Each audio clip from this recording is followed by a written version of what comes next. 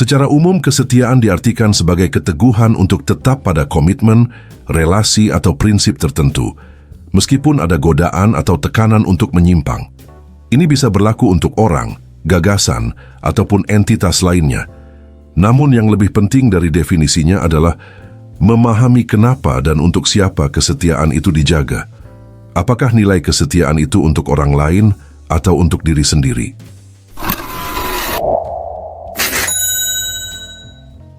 Dalam perspektif eksistensial, kesetiaan sebagai cerminan diri sendiri.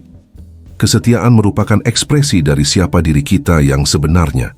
Artinya, ketika kamu setia pada seseorang atau sesuatu, yang sedang kamu jaga sebenarnya bukan orang itu, melainkan dirimu sendiri. Bukan karena kamu takut kehilangan dia, tapi karena jika kamu berhenti setia, kamu berhenti menjadi versi dirimu yang kamu hormati. Kesetiaan menjadi cara seseorang memvalidasi identitas, nilai, dan integritas pribadinya. Maka dalam hal ini, kesetiaan bukan untuk orang lain. Ia merupakan bentuk penghormatan kepada nilai yang kamu pilih untuk kamu hidupi. Bahasa filsafatnya adalah, kesetiaan adalah kesetiaan kepada siapa aku ingin menjadi. Tapi kita tidak hidup di ruang hampa. Dalam perspektif relasional, kesetiaan sebagai tali sosial. Dalam hubungan sosial, entah itu cinta, keluarga, pertemanan, atau komunitas, kesetiaan punya fungsi objektif sebagai pengikat kepercayaan. Di dunia yang rapuh, tidak pasti, dan penuh pengkhianatan ini, kesetiaan menjadi tanda bahwa kamu bisa diandalkan. Maka dari itu, kesetiaan dibutuhkan oleh orang lain agar hubungan bisa stabil. Namun, ini membuat kesetiaan terlihat seperti hadiah atau jasa yang diberikan kepada orang lain.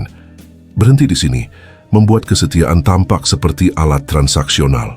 Padahal, pada titik tertentu, kesetiaan yang asli tidak lahir dari ketakutan akan kehilangan orang lain, melainkan dari keberanian untuk tetap konsisten, meski kamu bisa bebas memilih untuk berhenti kapan saja. Dalam perspektif etika pun, kesetiaan menjadi ujian antara kebebasan dan tanggung jawab.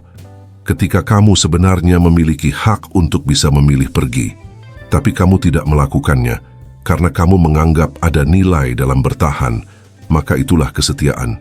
Dan dalam konteks ini, kesetiaan jadi merupakan bentuk dari kedewasaan moral. Kamu tidak setia karena kamu dikunci, melainkan karena kamu bisa bebas. Dan disinilah titik paradoksnya. Kesetiaan adalah kebebasan yang dikorbankan dengan sadar, bukan karena paksaan, melainkan karena makna. Kesetiaan juga punya dimensi psikologisnya. Dari perspektif psikologis pun, ia merupakan bentuk kebutuhan untuk kohesi internal. Bagi banyak orang, konsistensi antara nilai internal dan tindakan eksternal adalah sumber kedamaian batin. Orang yang berkhianat pada nilai yang diyakininya sendiri akan mengalami disonansi kognitif, ketegangan batin, karena ia menyadari ia telah melanggar sesuatu yang penting, bahkan jika tidak ada orang lain yang mengetahuinya. Artinya, kamu mungkin bisa saja tidak dihukum oleh siapapun, tetapi kamu tetap merasa rusak. Fenomena itu terjadi karena kamu sendiri tahu bahwa kamu tidak lagi bisa melihat cermin dan merasa bangga dengan siapa dirimu. Dalam realitas di dunia nyata, tidak semua kesetiaan layak dipertahankan. Kritisnya begini, tidak semua bentuk kesetiaan bermakna. Ada kesetiaan yang merusak, seperti bertahan dalam hubungan abusif, ideologi yang menindas, atau struktur yang korup. Di kondisi yang seperti ini, kesetiaan bukan lagi tanda kehormatan, melainkan tanda ketakutan, kebodohan, atau bahkan ketidakmampuannya untuk berani mengambil keputusan. Kesetiaan yang bermakna hanya mungkin terjadi bila ia dilandasi oleh pilihan sadar, bukan manipulasi. Atau bila ia ditujukan pada nilai atau individu yang layak, serta bila ia membawa integritas, bukan kehancuran.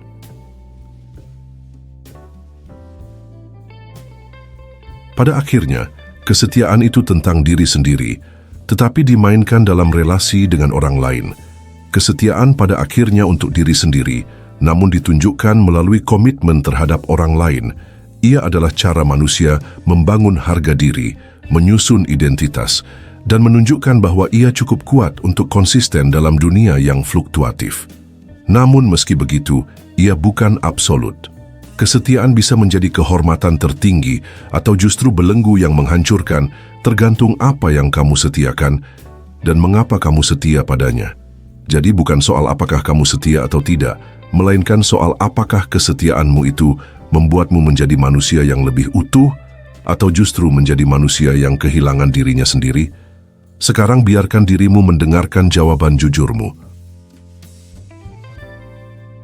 Baiklah kalau begitu seperti biasa, terima kasih sudah menyimak sampai sini. Jangan lupa subscribe Jeda Sibuk. Nantikan pembahasan saya selanjutnya. Saya, si ganteng nan tampan Fernando Widono. Sampai jumpa.